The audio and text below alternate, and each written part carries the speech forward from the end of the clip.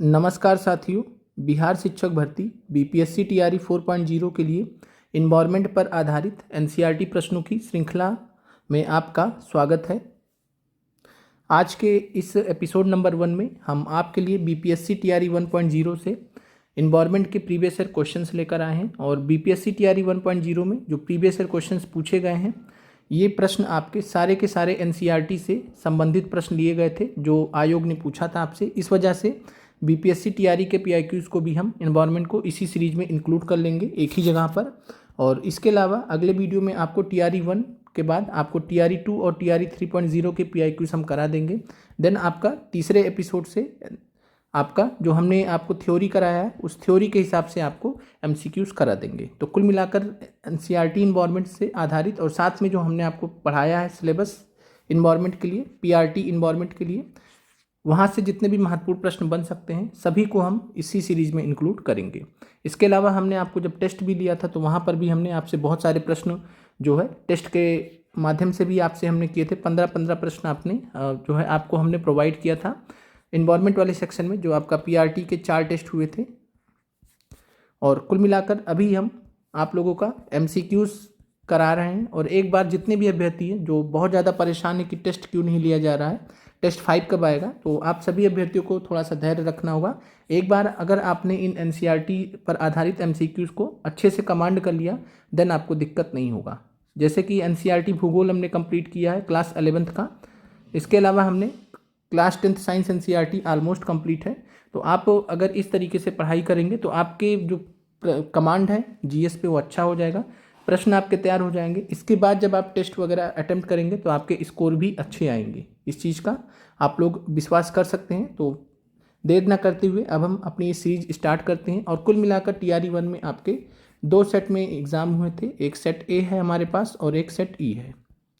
16 प्रश्न इधर पूछे गए, 16 इधर पूछे गए। तो कुल मिलाकर आज के सेशन में हम 32 प्रश्नों को देखने वाले हैं। एक टेस्ट के तरीके से आप इन 32 प्रश्नों को लीजिए और लाइव आप कमेंट कीजिए कि राइट आंसर क्या होगा। चलिए प्रश्न पर आते हैं। प्रश्न आपका है 89 नंबर प्रश्न का उत्तर बताइएगा। निम्नलिखित में से कौन सा पारिस्थितिकी तंत्र में गैसीय जैव भू रासायनिक चक्र नहीं है? ऑप्शन ए है फास्फोरस चक्र, ऑप्शन बी है ऑक्सीजन चक्र, ऑप्शन सी है नाइट्रोजन चक्र। ऑप्शन डी और ई आप जानते हैं। तो पारिस्थितिकी तंत्र में इकोसिस्टम में गैसीय जैव भू रासायनिक चक्र नहीं पूछा गया है। तो यहाँ पर अगर हम बात करें तो 2 प्रकार के जैव भू रासायनिक चक्र होते हैं, एक होता है गैसीय और दूसरा होता है अवसादी। तो यहाँ पर कुल मिलाकर गैसीय नहीं पूछा है तो इसका मतलब है अवसादी पूछ रहा है। अवसादी चक्र को हम तलछटी चक्र भी कहते हैं। अवसादी चक्र के जो उदाहरण होते हैं वो होते हैं फास्फोरस और सल्फर,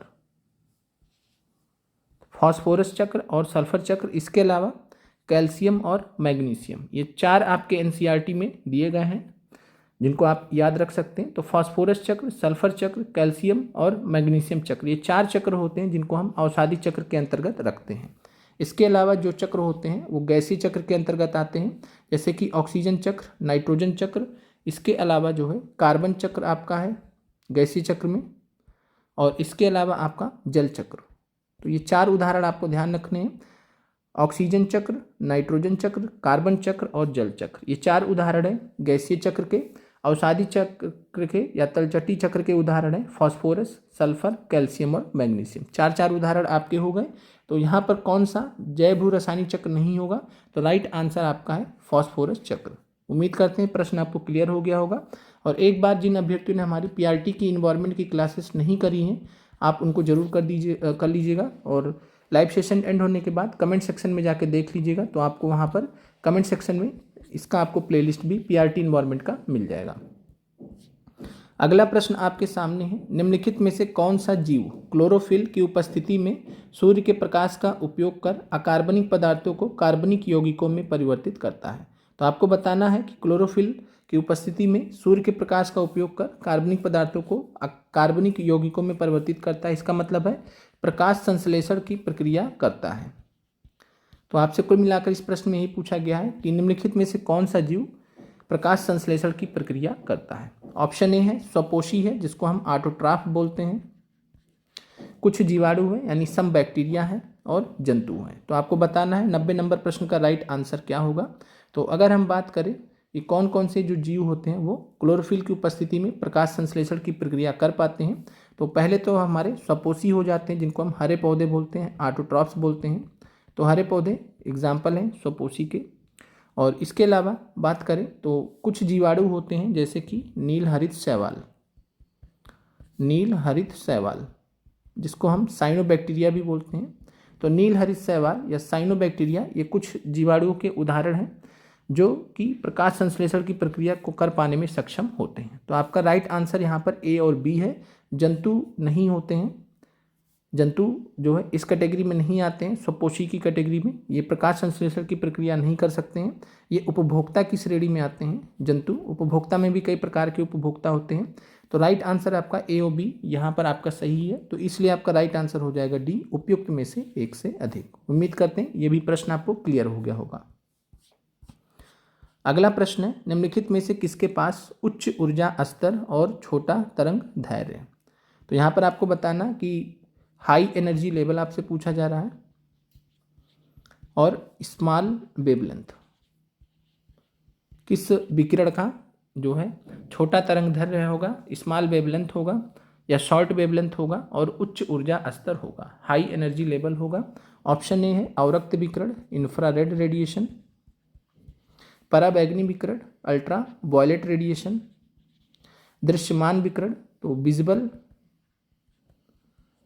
विजिबल स्पेक्ट्रम का जो रेडिएशन होता है उसकी बात की जा रही है। तो आप कमेंट कीजिएगा 91 नंबर प्रश्न का राइट आंसर क्या होगा। तो बात करें उच्च ऊर्जा स्तर और छोटा तरंग दैर्घ्य, तो हमने आपको अभी जो है भूगोल की क्लास में MCQs में कराया हुआ है कि जो सूर्य से पृथ्वी की तरफ जो किरणें आती हैं, जो विकिरण आता है वो किस फॉर्म में आता है। तो आपने पढ़ा था लघु तरंग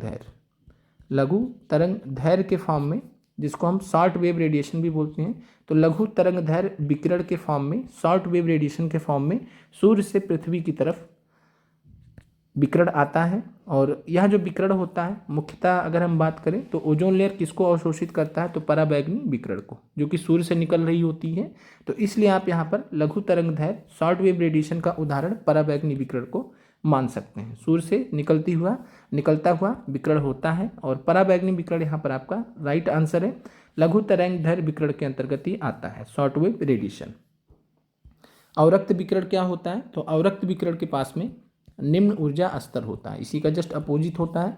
तो निम्न ऊर्जा स्तर होता है और इसका लंबा तरंग दैर्घ्य होता है, लंबा तरंग दैर्घ्य होता है। और लंबा तरंग दैर्घ्य होने के कारण अवरक्त विकिरण के द्वारा जो अवरक्त विकिरण से संबंधित जो विकिरण होता है उसको हमने किस रूप में पढ़ा था, दीर्घ तरंग पार्थिव विकिरण। तो दीर्घ तरंग पार्थिव विकिरण के रूप में हमने पढ़ा था। और दीर्घ तरंग पार्थिव विकिरण किस रूप में होता है, तो ध्यान रखिएगा अवरक्त विकिरण इंफ्रारेड रेडिएशन के रूप में होता है। और यहाँ पर बात करें दृश्यमान विकिरण की, तो दृश्यमान विकिरण जो होता है वो विजिबल स्पेक्ट्रम के अंतर्गत आने वाला विकिरण होता है। इसका रेंज आपसे पूछा जा सकता है, तो 390 से लेकर 780 नैनोमीटर। तो 390 से लेकर 780 नैनोमीटर या फिर 3900 से लेकर, रेंज थोड़ा बहुत ऊपर नीचे कम भी दिया जा सकता है, जैसे कि 370 भी दिया जा सकता है, 760 भी दिया जा सकता है। तो ये आपको नहीं सोचना कि अलग अलग जगह पर अलग अलग क्यों दिया, ये लगभग में दिया रहता है, तो इसलिए आपको कई प्रश्नों में चेंज भी मिल सकता है। तो एक हमने आपको बता दिया इसी के आसपास रहेगा, 3900 एंगस्ट्रॉम से लेकर 7800 एंगस्ट्रॉम तक, दो तरीके से आपसे पूछा जा सकता है। तो दृश्यमान विकिरण का जो रेंज होता है स्पेक्ट्रम का, ये वेवलेंथ तरंग दैर्घ्य कितना होता है, तो 390 से 780 और 3900 से 7800 एंगस्ट्रॉम, दोनों में से कोई एक आपसे पूछा जा सकता है। और उच्च ऊर्जा स्तर यहाँ पर बात करें तो दृश्यमान विकिरण का अवरक्त विकिरण से ज़्यादा ऊर्जा स्तर होता है। अवरक्त विकिरण का सबसे कम, दिए गए विकल्पों में सबसे कम या सबसे निम्न ऊर्जा स्तर होता है और सबसे लंबा तरंग दैर्घ्य होता है। तो राइट आंसर 91 नंबर प्रश्न का है बी, पराबैंगनी विकिरण, यूवी रेडिएशन। अगला प्रश्न आपके सामने है, प्रत्येक पोषी स्तर पर गैर अपघटनीय रसायनों के लगातार रासायनिक संचय की प्रक्रिया को किस रूप में जाना जाता है। तो आपको बताना है जैविक आवर्धन, रूपात्मक आवर्धन या तापजनक आवर्धन। तो 92 नंबर प्रश्न को एक बार अंग्रेजी में देख लेते हैं। The process of progressive chemical accumulation of non degradable chemicals at each trophic level is known as biological magnification, morphological magnification या थर्मोजेनिक मैग्नीफिकेशन। क्या राइट आंसर होगा 92 नंबर प्रश्न का, कमेंट कीजिएगा। तो 92 नंबर प्रश्न की अगर हम बात करें तो प्रत्येक पोषी स्तर पर जो गैर अपघटनीय रसायन होते हैं जिनका अपघटन नहीं हो सकता है, उनका जब लगातार रासायनिक संचय होता है, लगातार बायो मैग्नीफाई होता रहता है, तो उसको हम बायोलॉजिकल मैग्नीफिकेशन या जैविक आवर्धन के रूप में जानते हैं। बायोलॉजिकल मैग्नीफिकेशन या बायो मैग्नीफिकेशन शॉर्ट में इसे हम कहते हैं। और इसका कारण क्या होता है, जैविक आवर्धन का अगर आपसे पूछे कि कारण क्या है, तो जैविक आवर्धन का जो कारण है ऑर्गेनोक्लोरीन। ऑर्गेनोक्लोरीन नाम के कुछ जो है कंपाउंड्स होते हैं, ऑर्गेनोक्लोरीन नाम के कुछ कंपाउंड्स होते हैं, और ये जो कंपाउंड होते हैं ये जिम्मेदार होते हैं जैविक आवर्धन के लिए। सबसे बेस्ट एग्जांपल आप इसका ऑर्गेनोक्लोरीन का याद रख सकते हैं, डीडीटी। तो डीडीटी जो है ऑर्गेनोक्लोरीन का उदाहरण है, और ये कारण होते हैं किसका, तो ये कारण होते हैं जैविक आवर्धन का। इसके अलावा एक कॉन्सेप्ट और है जैविक संचय। तो जैविक संचय या जैव संचय जिसको हम बायो एक्यूमुलेशन बोलते हैं, बायो एक्यूमुलेशन। तो जैव संचय, बायो एक्यूमुलेशन, जैविक आवर्धन, बायो मैग्नीफिकेशन,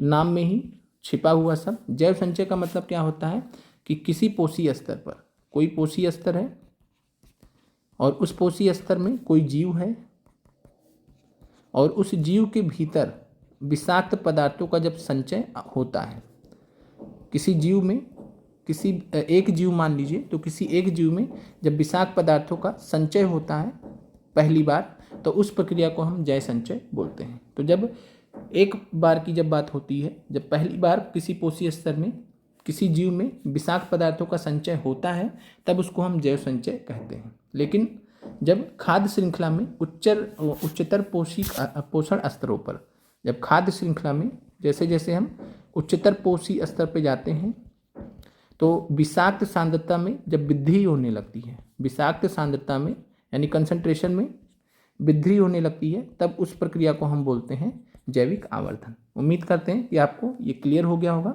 और डीडीटी में आप यहाँ पर दोनों का उदाहरण है, अगर आपसे डीडीटी पूछेगा तो आप जैविक आवर्धन और जैव संचय दोनों का उदाहरण मान सकते हैं। इसके अलावा जैव संचय का एक उदाहरण आप याद रख सकते हैं, जैव संचय का बायो एक्यूमुलेशन का एक उदाहरण आप ध्यान रख सकते हैं, मछलियों में पारा। मछलियों में पारा, और इससे जो मछलियों में पारा के विषाक्तता की वजह से जो बीमारी पैदा हुई थी उसका नाम आज की डेट में है मिनीमाटा। तो मिनीमाटा जो बीमारी होती है मछलियों में पारा के विषाक्तता की वजह से होती है, जैव संचय का यह उदाहरण है। और अगर आपसे पूछेगा जैविक आवर्धन का उदाहरण, तो पक्षियों में डीडीटी, पक्षियों में डीडीटी जो है जैविक आवर्धन का उदाहरण है। अगले प्रश्न पर चलते हैं। अगला प्रश्न है, जनसंख्या की वहन क्षमता किसके द्वारा निर्धारित की जाती है। तो जनसंख्या की जो वहन क्षमता है, कैरिंग कैपेसिटी है पॉपुलेशन का, वो किसके द्वारा डिटरमाइन किया जाता है, जनसंख्या वृद्धि दर के द्वारा, जन्म दर के द्वारा, सीमित संसाधन के द्वारा, या किसके द्वारा। तो आपको बताना है कमेंट करके क्या राइट आंसर होगा। तो 93 नंबर प्रश्न की बात करें तो जनसंख्या की जो वहन क्षमता होती है जिसको हम कैरिंग कैपेसिटी बोलते हैं, तो ये होता क्या है, तो जनसंख्या की जो वहन क्षमता होती है ये होती है किसी जीवधारी प्रजाति की अधिकतम संख्या, किसी जीवधारी प्रजाति की अधिकतम संख्या होती है, और यह अधिकतम संख्या होती है जिसको कोई भी पारितंत्र, तो जिसको कोई भी पारितंत्र जो है पोषण प्रदान कर सकता है। तो कोई भी पारितंत्र मैक्सिमम नंबर का कितना जनसंख्या जीवधारियों को सपोर्ट कर सकता है, पोषण प्रदान कर सकता है, उसी को हम बोलते हैं जनसंख्या की वहन क्षमता। और जनसंख्या की वहन क्षमता किससे निर्धारित होती है, तो सीमित संसाधन से। कहने का मतलब है एक मरुस्थल में अगर आप हैं तो मरुस्थल में जनसंख्या की वहन क्षमता उतनी ज़्यादा नहीं होगी जितना कि उष्णकटिबंधीय वर्षा वन में होगी। क्यों नहीं होगी, क्योंकि मरुस्थल में सीमित संसाधन हैं और बहुत कम मतलब सीमित संसाधन का यहाँ पर पूरा का पूरा लागू होगा। और उष्णकटिबंधीय क्षेत्रों में देखेंगे तो वहाँ पर संसाधन पर्याप्त हैं, बहुत हैं, इस वजह से वहाँ पर ज़्यादा जैव विविधता भी दिखेगी। तो जनसंख्या की वहन क्षमता की बात करें तो ये किसके द्वारा निर्धारित की जाएगी, सीमित संसाधन के द्वारा, लिमिटेड रिसोर्सेज के द्वारा। और ये होता क्या है, तो जीवधारी प्रजाति की अधिकतम संख्या जिसे कोई पारितंत्र विशेष संसाधनों के माध्यम से पोषण प्रदान कर सकता है। अगला प्रश्न है मेथेमोग्लोबिनिया निम्नलिखित में से किससे दूषित पानी पीने के कारण होता है। तो मेथेमोग्लोबिनीमिया आपसे पूछा जा रहा है कि किससे दूषित पानी अगर हम पीते हैं तो उसके कारण हो सकता है। मेथेमोग्लोबिनीमिया को एक नाम से और जाना जाता है blue baby syndrome, blue baby syndrome के नाम से जाना जाता है। और यह जो है नाइट्रेट से दूषित पानी जो होता है उसके सेवन से पीने से ये प्रॉब्लम होती है। ब्लू बेबी सिंड्रोम के नाम से जानते हैं, नाइट्रेट के प्रदूषण के कारण दूषित पानी पीने से होता है। कैडमियम से कौन सी बीमारी होती है। तो कैडमियम से इटाई रोग होता है, कैडमियम से इटाई रोग होता है। फॉस्फेट की बात करें तो फॉस्फेट से जो बीमारी होती है उसको हम ऑर्गेनोफॉस्फेट विषाक्तता बोलते हैं, ऑर्गेनोफॉस्फेट विषाक्तता या ऑर्गेनोफॉस्फेट पॉइजनिंग या विषाक्तता।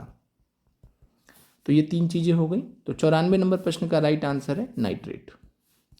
अगला प्रश्न है पारितंत्र में ऊर्जा का प्रवाह कैसा होता है। बहुदिशिक होता है, एक दिशिक होता है या त्रिदिशिक होता है। सब कुछ हमने आपको आपके क्लासेस में एनसीईआरटी में कवर कराया है। एक टेस्ट के तरीके से आप इसको देख सकते हैं। बहुत अच्छे प्रश्न पूछे गए थे। आप अपना सिलेबस भी समझ सकते हैं कि किन किन टॉपिक से आपके प्रश्न परीक्षा में पूछे जा सकते हैं इन दो पेपर्स को देखकर, जो आज हम आपको 32 प्रश्न करा रहे हैं। तो पारितंत्र में ऊर्जा का जो प्रवाह होता है वो एक दिशिक होता है, यूनि डायरेक्शनल होता है। इसका मतलब क्या होता है कि पारितंत्र में जो ऊर्जा का प्रवाह होता है वो उत्पादक से जो है उपभोक्ता की तरफ जाता है। और सबसे ऊपर कौन होता है। तो तृतीयक उपभोक्ता। तो उत्पादक से बात करें तो प्रथम उपभोक्ता, द्वितीयक उपभोक्ता, तृतीयक उपभोक्ता। तो इस तरीके से जाता है। और उत्पादक से हमेशा तृतीयक उपभोक्ता की तरफ होगा, कभी भी तृतीयक उपभोक्ता से उत्पादक की तरफ नहीं हो सकता। इस चीज़ को ध्यान रखिएगा। उत्पादक से शुरू होगा और उच्चतर पोषी स्तर तक जाएगा। एक दिशा में चूंकि ये जा रहा है, दूसरी दिशा से वापस आ नहीं सकता। इस वजह से हम पारितंत्र में जो ऊर्जा का प्रवाह मानते हैं वो कैसा मानते हैं, एक दिशिक मानते हैं, यूनि डायरेक्शनल मानते हैं। इसके अलावा आपको ध्यान रखना है कि आपने पढ़ा होगा कि ऊर्जा का जो पिरामिड होता है, ऊर्जा का जो पिरामिड होता है हमेशा कैसा होता है। ऊर्जा का पिरामिड हमेशा सीधा होता है, हमेशा सीधा होता है। तो ये भी आपको ध्यान रखना है इसी कॉन्सेप्ट से। एक दिशिक होने की वजह से सीधा होने का मतलब है कि हमेशा उत्पादक से किधर जाएगा, उत्पादक से तृतीयक उपभोक्ता की तरफ जाएगा। और ये लिंडमान का जो नियम है 10% का, उसी के अनुसार ही चलता है। तो राइट आंसर यहाँ पर 95 नंबर प्रश्न का हो जाएगा एक दिशिक, यूनि डायरेक्शनल। अगला प्रश्न है निम्नलिखित में से कौन पारितंत्र का संघटक है। तो आपको बताना है जंतु है, पादप है या सूक्ष्म जीव है। आपको बताना है क्या राइट आंसर होगा। तो कांस्टिट्यूएंट क्या होते हैं किसी पारितंत्र के, कांस्टिट्यूएंट ऑफ इकोसिस्टम क्या होते हैं। तो पारितंत्र के संघटक में हमने देखा था कि जैविक घटक और अजैविक घटक होते हैं। और यहाँ पर आपको बात करें तो सभी जैविक घटक एक हिसाब से दिए गए हैं। तो जंतु भी है, पादप भी है, सूक्ष्म जीव भी है। ये सभी के सभी आपके जो है पारितंत्र के संघटक के अंतर्गत आते हैं। तो राइट आंसर आपका डी हो जाएगा। एक से अधिक तीनों ही यहाँ पर आपके पारितंत्र के संघटक के अंतर्गत आते हैं। ये आपका सेट ए था। अब हम बात करते हैं आपका जो है अगले पेपर का। तो ये अभी जो है कंटिन्यू करेंगे हम। अभी 8 ही प्रश्न हुए, अभी बचा हुआ है, हमें लगा कंप्लीट हो गया आपका। चलिए 97 नंबर प्रश्न है, बहुत अच्छा प्रश्न है। 104 तक जाएगा पहले सेट में, देन वापस से 89 से 104। तो 32 प्रश्न हम करेंगे। निम्नलिखित में से कौन सी गैस लैंडफिल में उत्पन्न होती है। बहुत अच्छा प्रश्न है। ऑप्शन ए है सल्फर डाइऑक्साइड, ऑप्शन बी है मीथेन, ऑप्शन सी है तरल पेट्रोलियम गैस। कमेंट कीजिएगा कि लैंडफिल में कौन सी गैस उत्पन्न होती है। तो दिए गए विकल्पों में बात करें तो लैंडफिल में जो मुख्यतः गैस उत्पन्न होती है वो होती है मीथेन। नंबर 1 पर मीथेन होती है, नंबर दूसरे पर कार्बन डाइऑक्साइड का उत्सर्जन होता है। तो पहले नंबर पर मीथेन है और दूसरे नंबर पर कार्बन डाइऑक्साइड उत्पन्न होती है लैंडफिल से। और मीथेन की बात करें तो मीथेन और कहाँ कहाँ से होता है। तो मीथेन आप ध्यान रखिएगा कि मीथेन का जो प्रदूषण है वो धान के खेत से होता है, धान के खेत से मीथेन का उत्सर्जन होता है। इसके अलावा आर्द्र भूमियों से होता है, आर्द्र भूमियों से होता है मीथेन का उत्सर्जन।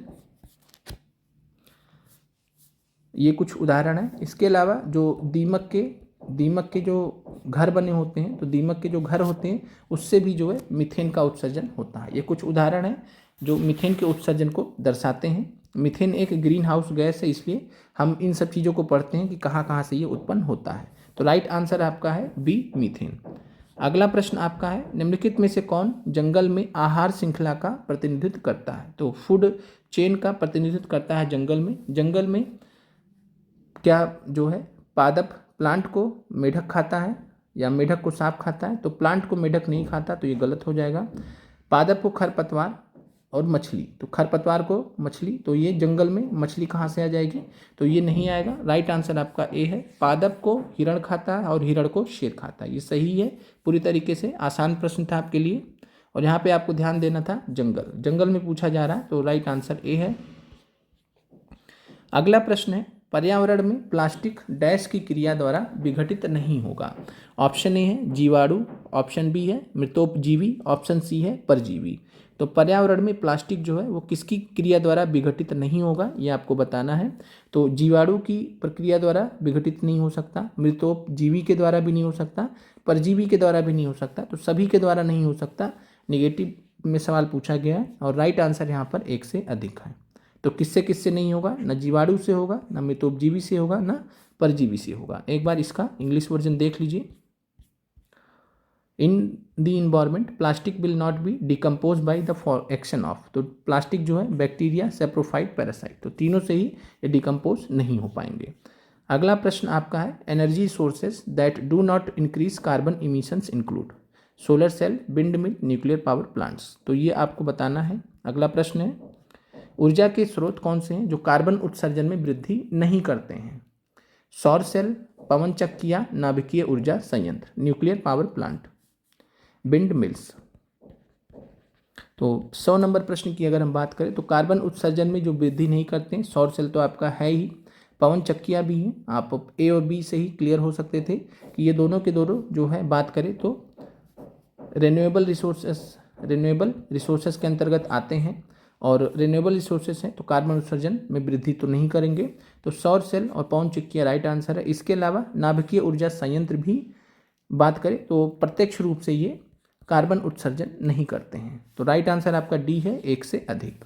और इसके अलावा नाभिकीय ऊर्जा संयंत्र के द्वारा कौन सा जो है प्रदूषण होता है? तो ये थर्मल प्रदूषण होता है। तो ये पॉइंट याद रखिएगा कि नाभिकीय ऊर्जा संयंत्र से किस प्रकार का प्रदूषण होता है? थर्मल प्रदूषण होता है, तापीय प्रदूषण होता है। अगला प्रश्न है, आहार श्रृंखला में शाखान्वित श्रृंखला को क्या कहा जाता है? आहार तंत्र, आहार स्थल या आहार जाल। तो 101 नंबर प्रश्न की बात करें, branching series in A food chain is called. तो जो ब्रांचेज होते हैं किसी फूड चेन में उसको हम किस रूप से जानते हैं? फूड सिस्टम के, फूड लेवल या फूड वेब। तो आसान प्रश्न आपके लिए। 101 प्रश्न में क्या राइट आंसर होगा? तो आहार श्रृंखला में शाखान्वित श्रृंखला को हम क्या बोलते हैं? आहार जाल बोलते हैं। तो राइट आंसर 101 नंबर प्रश्न का सी हो जाएगा, फूड वेब कहते हैं। और ये सब कुछ आपको इसमें ज़्यादातर जो प्रश्न आपको दिए गए थे क्लास 10th एनसीईआरटी में ज़्यादातर प्रश्न आपको देखने को मिल जाएंगे। हालांकि ये सब हमने आपको ऑलरेडी पढ़ा दिया है। 9th to 12th एनसीईआरटी में जितना भी साइंस से रिलेटेड आपका इन्वायरमेंट का टॉपिक है वो हमने आपको करा दिया है। तो यहाँ पर राइट आंसर आपका आहार जाल है। हरे पौधे सूर्य के प्रकाश की ऊर्जा का ग्रहण करते हैं और उसे खाद्य ऊर्जा में परिवर्तित करते हैं। 5%, 2%, 1%, ये भी आपका एनसीईआरटी से लिया गया प्रश्न है। क्या राइट आंसर होगा? तो हरे पौधे सूर्य के प्रकाश की ऊर्जा का 1% ग्रहण करते हैं, तो 102 में आंसर सी हो जाएगा, और उसे खाद्य ऊर्जा में परिवर्तित करते हैं। अगला प्रश्न है, किसके नेतृत्व में चिपको आंदोलन को मजबूती मिली थी? तो चिपको आंदोलन जो कि 1970 के दशक में हुआ था, 1973-74 के आसपास। तो 1970 के दशक में चिपको आंदोलन हुआ था और यह सुंदरलाल बहुगुणा के नेतृत्व में हुआ था। तो नेतृत्वकर्ता कौन थे? सुंदरलाल बहुगुणा। इसके अलावा एक इनके सहयोगी थे जिनका नाम था चंडी प्रसाद भट्ट। तो चंडी प्रसाद भट्ट जी का भी नाम याद रखिएगा। मेधा पाटकर किससे जुड़े थे? तो मेधा पाटकर जुड़े थे नर्मदा बचाओ आंदोलन से, जो कि सरदार सरोवर बांध के वजह से हुआ था। तो नर्मदा बचाओ आंदोलन से कौन जुड़े हैं? मेघा पाटकर। और नर्मदा बचाओ आंदोलन सरदार सरोवर बांध बनने के वजह से हुआ था। सरदार सरोवर बांध के, जो कि नर्मदा नदी पर बना हुआ है। और अमृता देवी बिश्नोई जी की बात करें तो खेजड़ी वृक्षों के संरक्षण के लिए इनको जाना जाता है। खेजड़ी वृक्षों के संरक्षण के लिए इन्होंने अपनी जान दे दी थी 1731 में राजस्थान के जोधपुर में। तो अमृता देवी बिश्नोई पुरस्कार भी खेजड़ी वृक्ष से के संरक्षण से संबंधित है। अमृता देवी बिश्नोई पुरस्कार भी भारत सरकार देती है। 103 का राइट आंसर आपका सी है। आहार श्रृंखला में प्रथम पोषी स्तर पर कौन मौजूद होता है? स्वपोषी होता है, प्राथमिक उपभोक्ता होता है, तृतीयक उपभोक्ता होता है। तो आहार श्रृंखला में हमेशा प्रथम पोषी स्तर पर कौन मौजूद होता है? तो उत्पादक मौजूद होता है। उत्पादक यानी कि हरे पौधे, उत्पादक में आते हैं हरे पौधे। हरे पौधों को हम क्या बोलते हैं? ऑटोट्रॉफ, स्वपोषी। तो राइट आंसर यहाँ पर ए हो जाएगा। दूसरे पोषी स्तर पर कौन पाए जाते हैं? तो दूसरे पोषी स्तर पर पाए जाते हैं प्राथमिक उपभोक्ता। उसके बाद तीसरे पे कौन पाया जाता है? तो तीसरे पे पाए जाते हैं द्वितीयक उपभोक्ता। और चौथे पे कौन पाया जाता है? तो चौथे या अंतिम कह सकते हैं, तो अंतिम पोषी स्तर पर कौन पाया जाएगा? तृतीयक उपभोक्ता। इस तरीके से आप समझ सकते हैं। तो राइट आंसर 104 में ए है। चलिए अब नेक्स्ट जो सेट है उसको देख लेते हैं प्रश्नों को। और यहाँ पर TRE 1 में बॉयज़ के लिए और गर्ल्स के लिए अलग अलग पेपर हुआ था, तो उस हिसाब से आप यहाँ पर अलग अलग पेपर देख पा रहे हैं। आपके लिए अच्छा ही एक हिसाब से, अगर आप BPSC TRE 4.0 की तैयारी कर रहे हैं, आपको दो पेपर का अनुभव हो जाएगा। पारिस्थितिकी तंत्र में वाई आकार का ऊर्जा प्रवाह मॉडल किसके द्वारा दिया गया था? ओडम के द्वारा, लिंडमैन के द्वारा, क्लीमेंट्स के द्वारा। तो अब वापस से 89 नंबर प्रश्न का उत्तर कमेंट कीजिएगा। दूसरे सेट का नंबर आप सभी जरूर डाल दीजिएगा। जब भी आप राइट आंसर कमेंट करें तो 89, 90 इस तरीके से आप कमेंट कर दीजिएगा। तो पारिस्थितिकी तंत्र में वाई आकार का जो ऊर्जा प्रवाह होता है, इससे रिलेटेड जो मॉडल है वो किसने दिया था? तो ये दिया था HT ओडम ने। इनका पूरा नाम है HT ओडम। और कब दिया था इन्होंने? तो 1956 में। इसके अलावा आपको एक पॉइंट यहाँ पर और ध्यान रखना। वो पॉइंट क्या है? तो ये है कि ऊर्जा के प्रवाह का सार्वभौमिक मॉडल अगर आपसे पूछेगा, ऊर्जा के प्रवाह का सार्वभौमिक मॉडल, तो ऊर्जा के प्रवाह का सार्वभौमिक मॉडल ये HT ओडम के भाई थे। HT ओडम के भाई EP ओडम। तो HT ओडम के भाई EP ओडम थे। 1983 में इन्होंने ऊर्जा के प्रवाह का सार्वभौमिक मॉडल दिया था, universal model of flow of energy. किसने दिया था? EP Odum. ये कौन थे? तो ये HT ओडम के भाई थे। 1983 में ऊर्जा के प्रवाह का सार्वभौमिक मॉडल दिया था। तो 89 नंबर प्रश्न में HT ओडम आपका राइट आंसर है। अगला प्रश्न है, SO2 प्रदूषण सूचित होता है आर्किड द्वारा, मैंग्रोव द्वारा या लाइकेन द्वारा? तो कमेंट कीजिएगा। SO2 प्रदूषण, SO2 सल्फर डाइऑक्साइड पॉल्यूशन किसके द्वारा सूचित होता है कि पर्यावरण में SO2 प्रदूषण ज़्यादा है या कम है? तो लाइकेन की जो उपस्थिति होती है वो दर्शाती है। अगर लाइकेन की उपस्थिति अच्छी है तो इसका मतलब है SO2 प्रदूषण कम है। अगर लाइकेन की उपस्थिति कम हो रही है इसका मतलब है SO2 प्रदूषण बढ़ रहा है। तो लाइकेन ये बायो इंडिकेटर्स का काम करते हैं, बायो इंडिकेटर्स का काम करते हैं। बहुत सारे उदाहरण हमने आपको करा रखे हैं NCERT की क्लास में, इन्वायरमेंट की क्लास में, और आप उसको एक बार जरूर देख लीजिएगा। लाइकेन की बात करें तो लाइकेन होते क्या हैं? तो लाइकेन्स जो है ये सहजीवी संबंध होते हैं। लाइकेन सहजीवी संबंध होते हैं, सिम्बायोटिक एसोसिएशन होते हैं। किसका किसका? शैवाल और कवक का। तो शैवाल और कवक का सहजीवी संबंध होते हैं लाइकेन्स। तो राइट आंसर यहाँ पर आपका सी है। अगला प्रश्न है, सलीम अली पक्षी अभ्यारण्य कहाँ स्थित है? सलीम अली बर्ड सेंचुरी कहाँ स्थित है? तो सलीम अली पक्षी अभ्यारण्य ये आपका स्थित है गोवा में। तो राइट आंसर इसलिए आपका नन ऑफ दीज है। इसके अलावा गोवा में और क्या स्थित है जो आपको याद रखना परीक्षा दृष्टि से? तो भगवान महावीर स्वामी, भगवान महावीर स्वामी अभ्यारण्य। तो भगवान महावीर स्वामी अभ्यारण्य वाइल्ड लाइफ सेंचुरी और मोलेम राष्ट्रीय उद्यान, एकमात्र राष्ट्रीय उद्यान है गोवा का, तो मोलेम राष्ट्रीय उद्यान, मोलेम नेशनल पार्क, ये आपका स्थित है गोवा में। इसके अलावा अगर आपसे पूछे सलीम अली राष्ट्रीय उद्यान, अगर आपसे पूछे सलीम अली राष्ट्रीय उद्यान या नेशनल पार्क अगर आपसे पूछे कहाँ पर है, तो राइट आंसर हो जाएगा श्रीनगर में है, तो जम्मू कश्मीर आपका हो जाएगा। तो सलीम अली राष्ट्रीय उद्यान पूछेगा तो जम्मू कश्मीर, सलीम अली पक्षी अभ्यारण्य पूछेगा तो गोवा। क्लियर हो गया होगा। अगले प्रश्न पर चलते हैं। IUCN का मुख्यालय कहाँ पर स्थित है? कमेंट करके बताइएगा कि IUCN का मुख्यालय कहाँ पर स्थित है।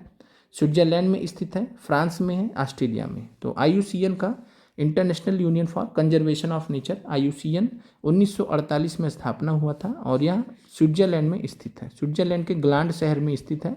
तो ग्लांड शहर में 1948 में मतलब जो है ग्लांड शहर में इसका मुख्यालय स्थित है IUCN का। स्विट्जरलैंड में पड़ता है ये और 1948 में IUCN की स्थापना हुई थी। IUCN से रिलेटेड आप रेड डाटा बुक देखते हैं तो आपसे पूछा जा सकता है कि रेड डाटा बुक सबसे पहले बार कब शुरू किया था। तो रेड डाटा बुक की शुरुआत जो की थी IUCN ने लाल पुस्तक जो जिसको बोलते हैं, तो लाल पुस्तक या रेड डाटा बुक की लाल सूची जिसको बोलते हैं, तो रेड डाटा बुक या लाल सूची पुस्तक ये आपका 1965 में शुरू किया था IUCN ने। जो प्रजातियां जो संकटग्रस्त होती हैं उनके बारे में इसमें जानकारी दी गई होती है।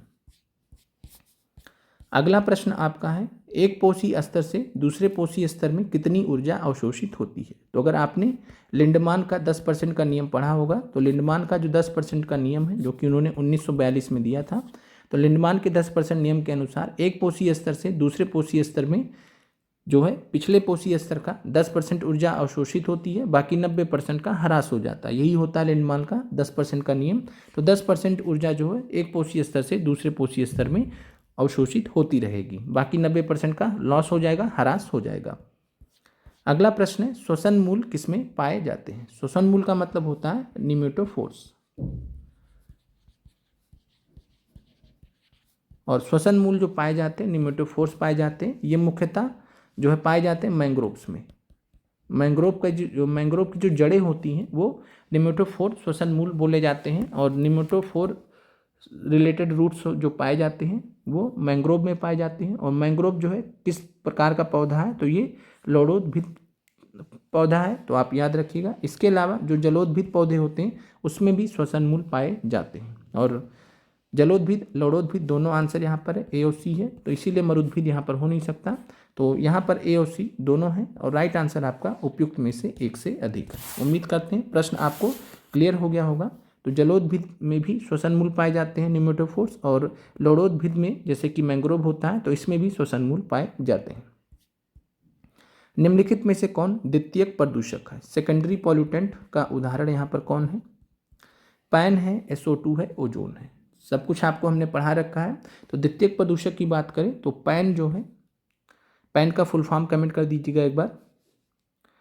SO2 की बात करें और ओजोन की, तो पैन और ओजोन ये क्या है, द्वितीयक प्रदूषक है। तो पैन और ओजोन आपके द्वितीयक प्रदूषक है। राइट आंसर आपका एक से अधिक हो जाएगा। SO2 की बात करें, CO2 की बात करें, NO2 की बात करें, जो एसिड रेन के अम्लीय वर्षा के कंपोनेंट हैं, तो SO2, CO2, NO2 ये किसके उदाहरण है, ये प्राथमिक प्रदूषक के उदाहरण है, प्राइमरी पॉल्यूटेंट के उदाहरण है। प्राथमिक प्रदूषक का मतलब होता है जो डायरेक्ट पर्यावरण में प्रदूषण करते हैं। द्वितीयक प्रदूषक जैसे पैन और ओजोन का मतलब है कि ये प्राथमिक प्रदूषक से मिलकर बनते हैं। तो प्राथमिक प्रदूषक के से जो मिलकर बनते हैं उनको द्वितीयक प्रदूषक कहा जाता है। राइट आंसर यहाँ पे आपका D है। अगला प्रश्न है, पारिस्थितिकी तंत्र में ऊर्जा प्रवाह का 10% नियम किसके द्वारा दिया गया था। तो अब आसान प्रश्न आपके लिए है। तो पारिस्थितिकी तंत्र में इकोसिस्टम में एनर्जी फ्लो का जो 10% का रूल था वो लिंडमान के द्वारा दिया गया था। इसको लिंडमान का नियम भी कहते हैं। अगला प्रश्न आपके सामने है, भारत में उष्णकटिबंधीय वर्षावन पाए जाते हैं कर्नाटक में, हिमाचल प्रदेश में या केरल में। तो भारत में जो उष्णकटिबंधीय वर्षावन होते हैं, तो उष्णकटिबंधीय वर्षावन इक्वेटर के पास वाले क्षेत्रों में पाए जाते हैं। उष्णकटिबंधीय वर्षावन की अगर हम बात करें तो भारत में ये पश्चिमी घाट में पाए जाते हैं, पश्चिमी घाट में पाए जाते हैं, अंडमान निकोबार में पाए जाते हैं, अंडमान निकोबार में पाए जाते हैं, और नॉर्थ ईस्ट के कुछ पार्ट्स में पाए जाते हैं। तो पश्चिमी घाट और अंडमान निकोबार में मुख्यतः पाए जाते हैं उष्णकटिबंधीय वर्षावन। और पश्चिमी घाट से रिलेटेड यहाँ पे आपको कितने राज्य दिख रहे हैं, तो आप कहेंगे कर्नाटक दिख रहा है और केरल दिख रहा है। तो कर्नाटक और केरल पश्चिमी घाट के अंतर्गत आते हैं। पश्चिमी घाट में कुल 6 राज्य हैं, तो यहाँ पर कर्नाटक और केरल आपका राइट आंसर हो जाएगा। उष्णकटिबंधीय वर्षावन के लिए कर्नाटक भी फेमस है, केरल भी फेमस है। तो राइट आंसर यहाँ पर उपयुक्त में से एक से अधिक। दूसरा चीज़ है कि आपको हिमाचल प्रदेश किसके लिए फेमस है, तो हिमाचल प्रदेश जो है ये कोनीफेरस फॉरेस्ट के लिए, कोनीफेरस जो वर्षावन होते हैं तो कोनीफेरस जो प्लांट्स और ट्रीज होते हैं जिनको हम शंकुधारी वन बोलते हैं, तो शंकुधारी वन या कोनीफॉरस फॉरेस्ट के लिए फेमस है हिमाचल प्रदेश। तो राइट आंसर ए और सी है, इस वजह से डी राइट आंसर है।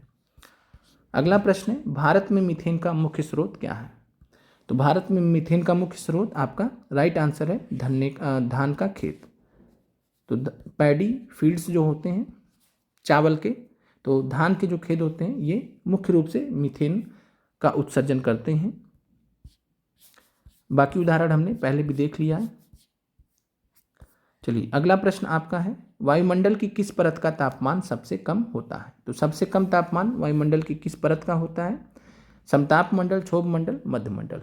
भूगोल की क्लास में हमने एमसीक्यू में डिटेल में अभी जल्दी ही डिस्कस किया है। तो वायुमंडल की किस परत का तापमान सबसे कम होता? तो राइट आंसर है मध्यमंडल। 80 किलोमीटर 50 से 80 किलोमीटर तक की ऊंचाई तक पाया जाता है मध्यमंडल मीजोस्फीयर, और 80 किलोमीटर की ऊंचाई तक पहुँचते तापमान कितना हो जाता है as per NCERT? -100 degree Celsius. तो इसलिए सबसे कम तापमान जो पाया जाता है वो, या सबसे ठंडा मंडल होता है वो मध्यमंडल होता है। उल्कापिंड कहाँ आकर जलते हैं? तो उल्कापिंड मध्यमंडल में आकर जलते हैं। क्षोभ मंडल किसके लिए जाना जाता है? तो मौसमी घटनाओं के लिए। समताप मंडल किसके लिए जाना जाता है? तो ओजोन परत के लिए, हवाई जहाज उड़ाने के लिए इस मंडल का प्रयोग किया जाता है। और यहाँ पर पूछेगा, अगर सबसे गर्म मंडल पूछेगा तो सबसे ज़्यादा तापमान किसका होता है? तो सबसे ज़्यादा तापमान बताइएगा। तो सबसे ज़्यादा तापमान जो होता है उस मंडल का नाम है बाह्य वायुमंडल। बाह्य मंडल या बाह्य वायुमंडल, इंग्लिश में इसको थर्मोस्फीयर या आयनोस्फीयर कहते हैं। तो आयन मंडल या बाह्य वायुमंडल थर्मोस्फीयर जो होता है इसका तापमान सबसे ज़्यादा होता है। प्रश्न है, क्रमिक पोषी स्तर में विषाक्त पदार्थों की सांद्रता में वृद्धि को क्या कहा जाता है? तो जब भी विषाक्त पदार्थों के सांद्रता में वृद्धि होगी, यानी उनका जो कंसंट्रेशन है वो बढ़ता जाएगा क्रमिक पोषी स्तर पे, उस प्रक्रिया को हम जैव आवर्धन कहते हैं, पहले भी देख चुके हैं। तो बायोमैग्निफिकेशन होता है विषाक्त पदार्थों की सांद्रता में वृद्धि को, और जब विषाक्त पदार्थ पहली बार जब आते हैं तो उसको हम जैव संचय कहते हैं, यही फर्क है। तो जैव आवर्धन यहाँ पर आपका राइट आंसर है। अगला प्रश्न आपके सामने है, निम्नलिखित में से कौन सी शुष्कतारंभी अनुक्रमण में अग्रगामी प्रजाति के रूप में कार्य करता है या करती है? तो शुष्कतारंभी अनुक्रमण, एक बार इसका इंग्लिश देख लेते हैं। Which of the following act as pioneer species in xerarch succession? ये भी हमने आपको एनसीईआरटी की क्लास में पढ़ाया हुआ है। तो जेरार्क सक्सेशन की बात करें तो जेरार्क सक्सेशन, जिसको हम शुष्कतारंभी अनुक्रमण बोलते हैं, हमने आपको अनुक्रमण का कॉन्सेप्ट पढ़ा रखा है। तो अग्रगामी प्रजाति सबसे पहले कौन आता है? तो लाइकेन और मॉस। तो लाइकेन और मॉस हमने उदाहरण भी आपको कराया था। तो राइट आंसर यहाँ पे आपका लाइकेन और मॉस है। तो लाइकेन आपका यहाँ पर राइट आंसर है। सबसे पहले लाइकेन आते हैं। शुष्कतारंभी अनुक्रमण आप चट्टान समझ सकते हैं कि कोई चट्टान है, तो जब चट्टान पे सबसे पहले आपको मालूम है कि बरसात वगैरह होती है तो जो काई वगैरह होता है वो बहुत जल्दी आ जाता है। तो लाइकेन से यहाँ पर सबसे पहले अग्रगामी प्रजाति के रूप में जब भी शुष्कतारंभी अनुक्रमण स्टार्ट होता है तो लाइकेन सबसे पहले आते हैं। इनको हम अग्रगामी प्रजाति पायनियर स्पीसीज के रूप में जानते हैं। अगला प्रश्न है, रामसर सम्मेलन किसके संरक्षण से जुड़ा हुआ है? शुष्क भूमि, आर्द्र भूमि या वन के संरक्षण से? आसान प्रश्न है आपके लिए। तो 102 नंबर प्रश्न की बात करें तो 2 फरवरी 1971 को ईरान के रामसर शहर में रामसर सम्मेलन हुआ था, इसीलिए रामसर सम्मेलन के नाम से इसको जाना जाता है। तो 2 फरवरी 1971 को हुआ था। 2 फरवरी को हम आर्द्र भूमि दिवस भी मनाते हैं। और भारत में जो है रामसर सम्मेलन पर साइन कब किया था, सिग्नेटरी कब भारत बना था? तो भारत जो है पक्षकार बना था रामसर सम्मेलन का 1982 में। इसके अलावा अगर आपसे पूछे कि पहला रामसर सम्मेलन कब घोषित किया गया, तो ये 1981 में घोषित किया गया था। हालांकि भारत 1982 में रामसर सम्मेलन को कह सकते हैं कि हस्ताक्षर इस पर किए थे। तो ये फर्क है थोड़ा सा, तो ध्यान रखिएगा। और रामसर सम्मेलन किससे जुड़ा है? आर्द्र भूमि से, वेटलैंड से जुड़ा हुआ है। अभी कुल संख्या कितनी है आर्द्र भूमियों की? तो कुल संख्या 89 है। बिहार में कितने हैं? तो बिहार में कुल 3 है। कवर झील है, इसके अलावा नागी पक्षी अभ्यारण्य और नकटी पक्षी अभ्यारण्य, डिटेल में हमने आपसे डिस्कस कर रखा है। अगला प्रश्न, इटाई रोग किसके द्वारा होता है? तो ये हमने ऊपर भी डिस्कस किया है इटाई रोग कैडमियम के द्वारा होता है। लोहा से एनीमिया होता है। पारा से मिनीमाटा होता है, ये भी हमने डिस्कस किया है। तो पारा से मिनीमाटा होता है और लोहा से एनीमिया, कैडमियम से इटाई रोग होता है। आखिरी प्रश्न है आज का, निम्नलिखित में से कौन स्वास्थानीय इन सीटू संरक्षण के अधीन शामिल नहीं है। तो स्वास्थानीय संरक्षण जो होता है उसके अंतर्गत राष्ट्रीय उद्यान होते हैं, वन्यजीव अभयारण्य होते हैं, टाइगर रिजर्व होते हैं, बायोस्फीयर रिजर्व होते हैं, कम्युनिटी रिजर्व होते हैं। ये कुछ उदाहरण हैं जो प्राकृतिक रूप से जब हम संरक्षण करते हैं तब उसे हम स्वास्थानीय इन सीटू कंजर्वेशन बोलते हैं। और वनस्पति उद्यान जो है ये इसमें शामिल नहीं है। वनस्पति उद्यान बोटेनिकल गार्डन्स जो होते हैं ये बाह्य स्थानीय या बहि स्थानीय का उदाहरण है। बहि स्थानीय एक्स सीटू का उदाहरण है। बाकी हमने आपको और भी उदाहरण बताए हैं, कमेंट कीजिएगा वनस्पति उद्यान से रिलेटेड। तो 104 नंबर प्रश्न का राइट आंसर ए है। और आपने यहाँ पर देखा कि हमने जो आपको सिलेबस कराया हुआ है काफ़ी हद तक जो आपसे सवाल पूछे गए हैं जिस लेवल पर, उसी के हिसाब से हमने आपको कराया है। 32 प्रश्न आज हमने 40 मिनट में डिस्कस किए हैं। एक जो हमारा एवरेज रहा वो बना रहा लगभग एक प्रश्न एक पर। तो 32 प्रश्न आज आपके ये बहुत महत्वपूर्ण है। इसी पर आधारित आपकी तैयारी होनी चाहिए। आप कोई भी पीआरटी का आप कहीं से भी पढ़िए, हमसे पढ़िए या कहीं से भी पढ़िए, आपको इस चीज़ को ध्यान में रखकर चलना होगा किन किन टॉपिक से आपके सवाल पूछे जाने हैं। इसके बाद आपको TRE 2 और TRE 3 का एक साथ करा देंगे और वहाँ से फिर उसका जो नेक्स्ट एपिसोड होगा फिर हम आपको खुद से जो क्वेश्चन है वो बनाकर देंगे। उम्मीद करते हैं कि आज की क्लास आपको अच्छी लगी होगी। कमेंट कर दीजिएगा। शाम को 5 बजे हम आपसे मिलेंगे भूगोल के MCQ क्लास में, जिसमें हम क्लास 10th NCERT से आपको 40 MCQs कराएंगे। आप लोगों का देखने के लिए धन्यवाद।